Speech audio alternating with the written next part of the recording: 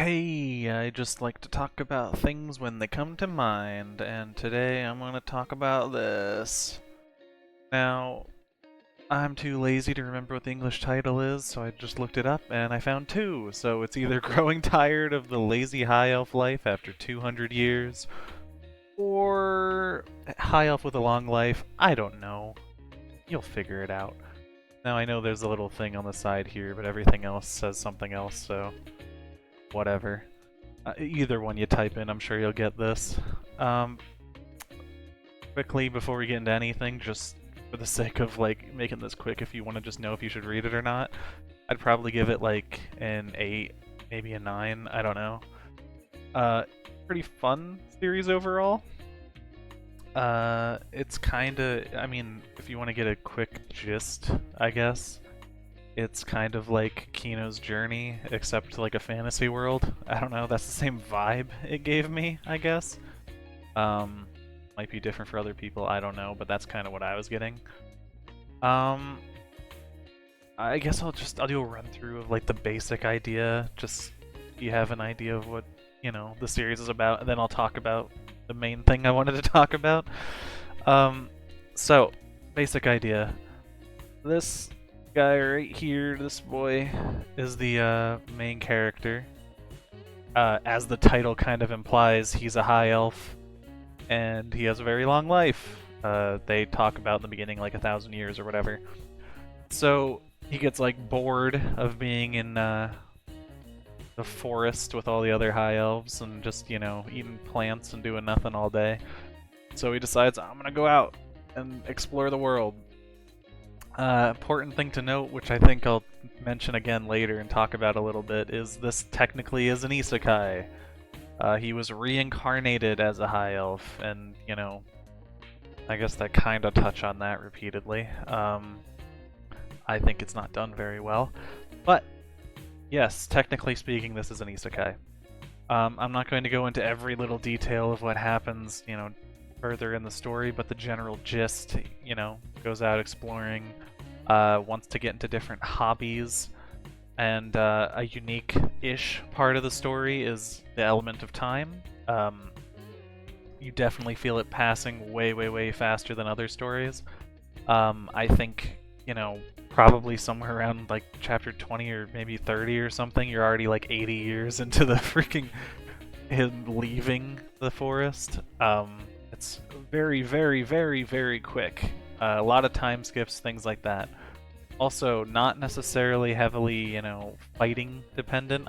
There are some elements of action, but not necessarily something that's like, it's not focused on. It's there, but it's not like a, a main focus by any means. Yeah, but he goes around exploring, meets new people. Another unique element is he's kind of the only stable character throughout the series. There's a lot of, reoccurring characters, like this one, that one, but they're not necessarily, ever present. He doesn't have like a group that he's always with.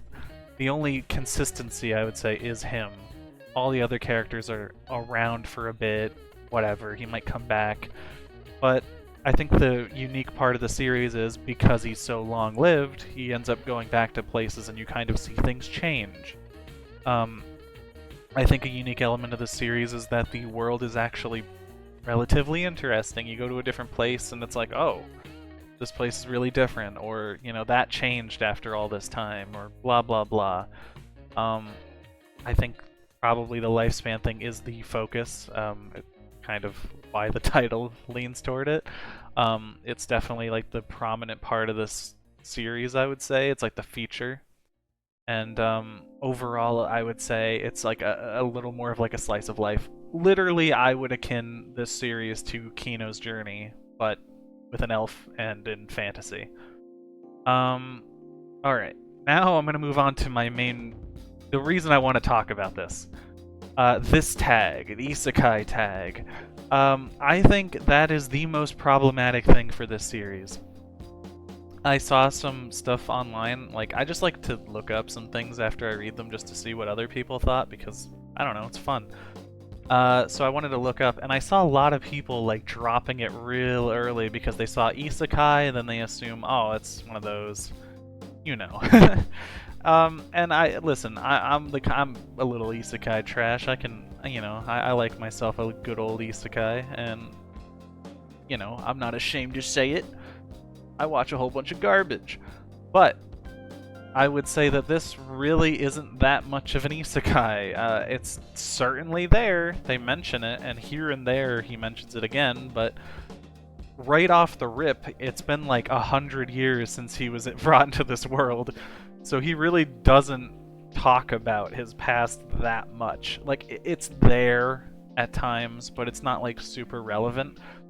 So I feel like, early on, the isekai tag is hurting it. I saw a lot of negative reviews, and they were always referencing isekai, isekai.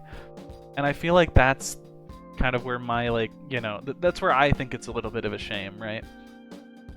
And it also made me think, like, why are so many things considered isekais? I feel like a lot of stories aren't really... Like, the isekai element doesn't add to the story. That's the annoying part, right? So I feel like putting that isekai tag might get some clicks from a certain audience, but you're also like polarizing people and making other people not want to read or watch something or whatever because they see, oh, isekai, it's going to be this. And I feel like this is one of those cases where it's like kind of disappointing. I really, a lot of the positive reviews, it's like, oh, I read 30 chapters. A lot of the negative reviews, I read like 5. And it's like, that's a real shame, because I feel like, maybe the first 5 you can misconstrue it like, oh, this is going to be generic isekai garbage, right? But then you get to like, 15, 20, and then you're like, oh, this is actually a little different. There's something, there's a little more to this than just isekai. Like I said, it's only like an 8 or something. It's not like something incredible. But if you expect it to be like a normal isekai, most people are going to go with like 5s or something. Maybe a 6 if you're really generous. So I feel like it's kind of disappointing, but it's like the isekai tag hurt this series a lot, seemingly, because a lot of the negative reactions were kind of due to it being an isekai. And it really made me think, like, why, like, at this stage, I'm sure, a lot of creators need to, they have an idea of audience reactions, and it's really, disappointing to see that they continue to just add an isekai element that's kind of pointless, right? Because you could have just as easily just said that he's a very unique elf, and after 100 years he gets bored of sitting in a forest, and not even mention, a past life. Like, that... Listen, I haven't read the whole thing or whatever. Maybe later on down the line there's some relevance, but at least at the moment, I feel like it would be very easy to just say, he was just a strange elf. That would have been fine. But yeah, I think it's kind of sad to see like a tag being a massive like hindrance, like an anchor weighing down a series that I think is pretty fun overall outside of the tag. So it's kind of like, oh man, that sucks.